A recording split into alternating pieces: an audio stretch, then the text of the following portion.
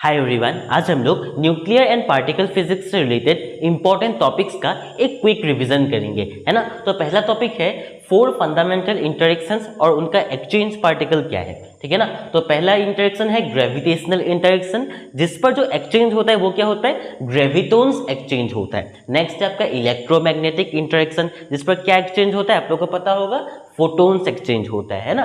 Next है weak interaction, जिस पर बोसोन्स एक्सचेंज होता है और इसका जो रेंज है कभी कभी दिया जाता है ना, तो इसका रेंज है 10⁻⁻17 मीटर। नेक्स्ट है स्ट्रॉन्ग इंटरेक्शन, जिस पर क्या एक्सचेंज होता है, मेसोन्स एक्सचेंज होता है, या मेसोन्स या पायोन्स भी कहा जाता है टू बी मोर स्पेसिफिक, और इसका रेंज कितना है 10⁻15 मीटर, ठीक है ना। देखिए अब हम लोग पार्टिकल्स को क्लासिफाई कर सकते हैं, जो कि बहुत ही इंपॉर्टेंट है, on the basis of spin या on the basis of interaction. दो तरीके से हम लोग क्लासिफाई कर सकते हैं। ऑन द बेसिस ऑफ अगर हम लोग स्पिन की बात करें, दो तरीके से हो सकता है, बोसोन्स और फर्मियंस, है ना। बोसोन्स जो है इंटीग्रल स्पिन के साथ चलते हैं, यानी कि 0 1 2 3 4 5 6, है ना। और जो फर्मियंस है हाफ इंटीग्रल स्पिन, यानी कि 1/2 के फॉर्म में, 1/2 3/2 5/2, यानी कि हाफ इंटीग्रल स्पिन के साथ आगे बढ़ता है। एक और बात है, यहाँ पर जो बोसोन्स है वो बेसिकली बोस आइंस्टाइन स्टैटिस्टिक्स को फॉलो करके चलता है, और जो फर्मियंस है वो फर्मी डायरेक्ट स्टैटिस्टिक्स को फॉलो करके चलता है, ठीक है ना। आप लोग ये बात ध्यान रखना। नेक्स्ट है on the basis of interaction, हम लोग बहुत सारे तरीके से क्लासिफाई कर सकते हैं, जैसे कि लेप्टॉन्स और hadrons. Leptons basically weak interaction पर चलता है और हेड्रॉन्स बेसिकली स्ट्रॉन्ग इंटरेक्शन पर चलता है, इसलिए हम लोगों ने इसे क्लासिफाई कर दिया है। लेप्टॉन्स पर बेसिकली दो चीजें आते हैं, एक तो आपका इलेक्ट्रॉन आएंगे जिसका एंटी पार्टिकल क्या है, पॉजिट्रॉन है ना, और नेक्स्ट है म्यून्स, ठीक है ना। नेक्स्ट है लेप्टॉन्स जो है बेसिकली वीक इंटरेक्शन, और इसका जो एंगुलर मोमेंटम होता है ±h²2, ठीक है ना। इलेक्ट्रॉन का कितना है 1/2 या -1/2, मुझे कमेंट करके बताना, ठीक है ना। नेक्स्ट है हेड्रॉन्स, जो कि बेसिकली स्ट्रॉन्ग इंटरेक्शन ही फॉलो करके चलते हैं, लेकिन जरूरत पड़ने पर वीक इंटरेक्शन भी फॉलो करके चलता है, ठीक है ना। तो इसका पहला जो क्लासिफिकेशन है मेसोन्स और बेरियंस।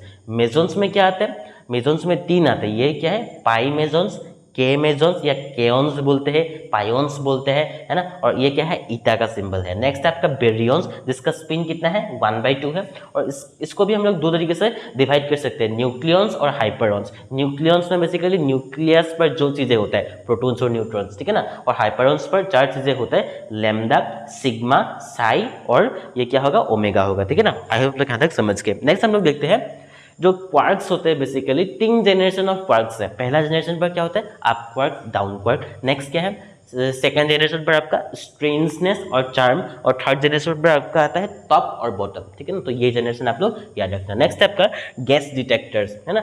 जो जितने भी गैस डिटेक्टर्स है वो कौन सा प्रिंसिपल पर फॉलो करके चलता है, वो हमेशा आयोनाइजेशन प्रिंसिपल पर फॉलो करके चलता है, यानी कि अगर एक चार्ज पार्टिकल एक गैसेस के ऊपर पास करे तो वो जो मतलब गैस है वो आयोनाइज हो जाते हैं बेसिकली, है ना। तो इसमें जो हम लोग अगर ग्राफ बनाए आयोनाइजेशन रीजन का, तो वो 6 आयोनाइजेशन रीजन आता है, जैसे कि रिकॉम्बिनेशन रीजन पहले आते हैं, फिर आयोनाइजेशन रीजन, फिर प्रोपोर्शनल रीजन, फिर लिमिटेड प्रोपोर्शनल रीजन, फिर गिगर मुल्लर रीजन, फिर कॉन्टिन्यूअस डिस्चार्ज। तो ये रीजन आप लोग याद रखेंगे, ठीक है ना, in the form of serial wise. Next जो डिटेक्टर है सिंटिलेटिंग डिटेक्टर, आप लोग को पता होगा सिंटिलेटिंग डिटेक्टर्स कौन सा है, जैसे कि जिंक सल्फाइड, फास्फोरस हो सकता है, अगर उस पर लाइट पड़ता है तो वो चमक जाता है ना, तो सिंटिलेटिंग डिटेक्टर्स होते हैं। और इसको अगर हम लोग थोड़ा सा मॉडिफाई करेंगे ना, तो फोटो मल्टीप्लायर ट्यूब बनता है। तो फोटो मल्टीप्लायर ट्यूब किससे बनता है, सिंटिलेटिंग डिटेक्टर से बनता है, तो इसलिए मैंने साथ में लिखा हुआ है।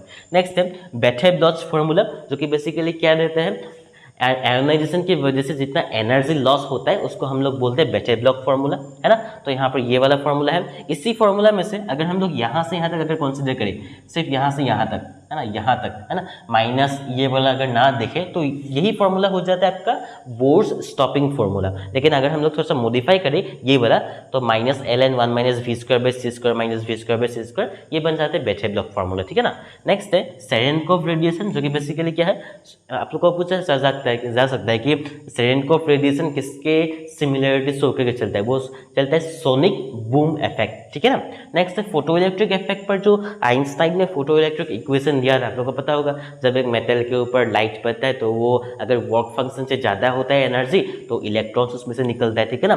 तो उसका इक्वेशन क्या है, h new - h new not, new not मतलब जो इनिशियल फ्रीक्वेंसी होना चाहिए जिसकी वजह से जो इलेक्ट्रॉन बाहर निकलेंगे, ये से वर्क फंक्शन भी कहा जाता है h न्यू नॉट को, ठीक है ना, हाफ mv² होता है, तो ये आप लोग ध्यान रखना। नेक्स्ट है कॉम्पटन शिफ्ट, आप लोगों को पता होगा कॉम्पटन स्कैटरिंग क्या है ना। तो इस पर जो वेवलेंथ का शिफ्ट आता है उसका फॉर्मूला क्या है, लेमदा दस माइनस लेमदा, जो हम लोग डेल लेमदा भी कह सकते हैं, वो है h/m0c 1 माइनस कॉस फाई, जो फाई जो है स्कैटरिंग एंगल है। नेक्स्ट है पेयर प्रोडक्शन। अगर हम लोग एक गामा रे को एक मतलब पॉजिटिव न्यूक्लियस चार्ज के रीजन से पास करवाए तो क्या हो जाता है, वो इलेक्ट्रॉन और पॉजिट्रॉन पर पेयर करके बाहर निकलता है ऑपोजिट डायरेक्शन पर। नेक्स्ट है पॉजिट्रॉन एनहिलेशन। इसका अगर उल्टा प्रोसेस स्टार्ट करें, इलेक्ट्रॉन और पॉजिट्रॉन को अगर हम लोग साथ में लाने की कोशिश करें, तब क्या होता है, दो गामा रे ऑपोजिट डायरेक्शन पर मूव करता है, ठीक है ना। नेक्स्ट है क्यू वैल्यू, जो कि बेसिकली होता है जो आपका बाहर कितना एनर्जी है ना, जो मतलब एनर्जी का डिफरेंस आता है बेसिकली, तो उसको हम लोग बोलते हैं क्यू वैल्यू।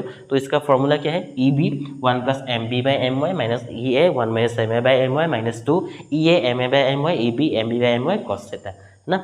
तो यहाँ पर है लास्ट न्यूक्लियर क्रॉस सेक्शन, जो कि बेसिकली क्या बताता है आपका dn/n ndx। Basically nuclear cross section आपका क्या बताता है, मान लीजिए आप हम लोगों ने क्या अल्फा रे स्कैटरिंग एक्सपेरिमेंट किया था, तो एक न्यूक्लियस पर अगर हम लोग पार्टिकल क्या कर रहे हैं, बॉम्बार्ड कर रहे हैं, तो कितना प्रोबेबिलिटी है कि वो जाके टकराएंगे, उसे हम लोग कहते हैं न्यूक्लियर क्रॉस सेक्शन, ठीक है ना।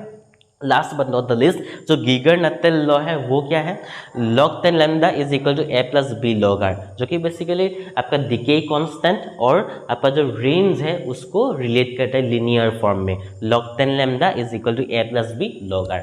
आई होप आप लोग यहाँ तक समझ गए। कुछ भी डाउट हो तो मुझे कमेंट करके बता सकते हो। मिलते हैं अगली वीडियो पर, तब तक के लिए जय हिंद।